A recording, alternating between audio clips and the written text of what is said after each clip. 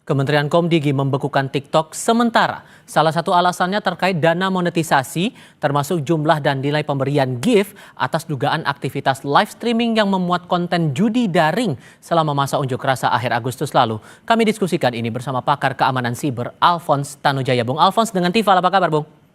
Selamat malam, Tifa. Selamat malam, Terima pemirsa kasih sudah Kompas. bergabung bersama kami. Walaupun sebetulnya ditegaskan pemerintah selama pembekuan itu layanan TikTok masih bisa digunakan masyarakat, tapi membaca sikap pemerintah karena 2 kali diundang klarifikasi tidak datang, tidak memenuhi panggilan itu, maka izin dibekukan, sudah sebagai sikap yang urgent dilakukan pemerintah atau malah sebaliknya?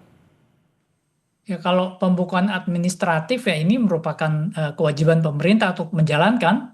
Dan kalau memang data yang diminta itu data yang seharusnya diberikan oleh TikTok, misalkan kita katakan data tentang informasi judi online dan sejenisnya yang jelas-jelas memang harus diberikan, ya dari pihak penyelenggara layanan media sosialnya harus memberikan. Jadi tidak ada alasan untuk tidak memberikan, kecuali ada alasan lain sehingga mereka tidak memberikan. Nah, itu yang perlu dijelaskan oleh TikTok ya.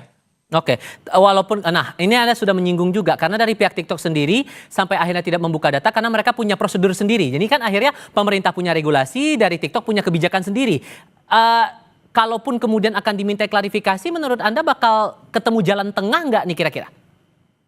Harus dilihat kepentingannya. Kalau misalnya tergantung bicaranya apa. Kalau bicara tentang judi online, saya pikir tidak ada toleransi. Kamu nggak kasih, kita tindak gitu loh. Karena ini menyangkut kepentingan masyarakat. Kamu mendukung judi online, kamu menghancurkan masyarakat. Itu nggak ada toleransi. Tapi misalnya dia alasannya ada kepentingan privasi dari penggunanya, oke, kalau ini yang bukan judi online jelas-jelas melanggar. Kalau soal ada hal-hal lain sehubungan demonstrasi, ada informasi tertentu yang ingin kalau mereka berikan, mereka dituntut oleh penggunanya juga, hal itu juga perlu menjadi perhatian gitu loh. Jadi ini juga perlu ada satu keseimbangan ya. Jadi keseimbangan antara kontrol pemerintah dengan kebebasan dari penyedia layanan seperti media sosial ini. Kenapa?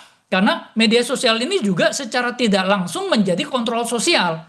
Buktinya apa? Buktinya dengan adanya kemarin, jadi anggota dewan ini jadi introspeksi bahwa kalian terlalu banyak flexing, ya kan? Lalu yang kemarin di media sosial kita ada totot wiu gitu. Nah, dengan ramainya ini, jadi semua orang tahu. Jadi yang pejabat-pejabat yang menjengkelkan pengguna jalan ini, jadi tahu bahwa media sosial ini ada tempat orang untuk memberikan suaranya bahwa kami udah jenuh nih dengan totot wiu, kami udah jenuh nih dengan anggota-anggota dewan yang flexing dan sejenisnya dan tidak menjalankan kewajibannya, bahkan secara tidak langsung berkolaborasi dengan lembaga yang gue lolosin anggaran lu, lu kasih gue ya gaji yang gede atau apa. Nah, hal seperti itu yang sebenarnya bisa menjadi satu kontrol sosial yang baik gitu loh. Nah, kalau yang seperti itu perlu kita dukung. Tetapi kalau misalnya melindungi judi online, ya si TikTok harus ngikutin pemerintah, nggak ada toleransi itu. Tapi kalau kemudian nanti, kalau terakhir yang dikonfirmasi, Komdigi menyatakan bahwa TikTok sudah berkomunikasi dengan pemerintah untuk mencari solusi dari permasalahan ini. Kalau kemudian jalan tengah itu tidak ditemukan, akan berefek ke arah mana nanti menurut Anda?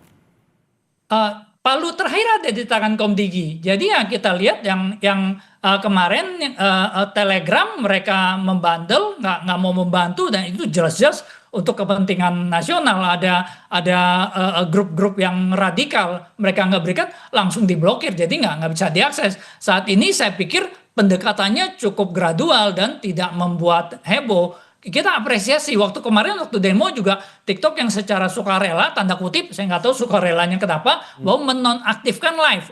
Bagus, itu tidak membuat suasana tambah rusuh gitu loh. Itu saya apresiasi. Nah, kalau ini kelihatan juga Komdigi juga berhati-hati. Gue udah kasih lu peringatan, gue cabut dulu izin administratif, tapi lu masih tetap bisa. Tapi ingat lo, ini udah lampu kuning lo. Bentar lagi gue minta data, lu nggak kasih. Ya jangan salahkan kita, masyarakat juga bisa melihat bahwa pemerintah juga nggak mendadak langsung dicabut, langsung diblokir atau apa, tapi ada langkah-langkahnya, dan kita lihatlah bagaimana tanggapan dari media sosial ini, dan ini akan dilihat oleh media sosial lainnya kan. Ya ketegasannya juga penting, tapi keseimbangan antara kontrol masyarakat terhadap pemerintah itu juga perlu kita jaga. Oke, terlebih lagi banyak juga pengguna kita yang melakukan aktivitas ekonomi juga melalui media sosial dan ini juga rasanya perlu diperhatikan oleh kedua belah pihak baik itu pemerintah maupun juga penyedia aplikasi. Bung Alphonse, terima kasih sudah berdiskusi bersama kami kali ini. Selamat malam, Bung. Selamat malam.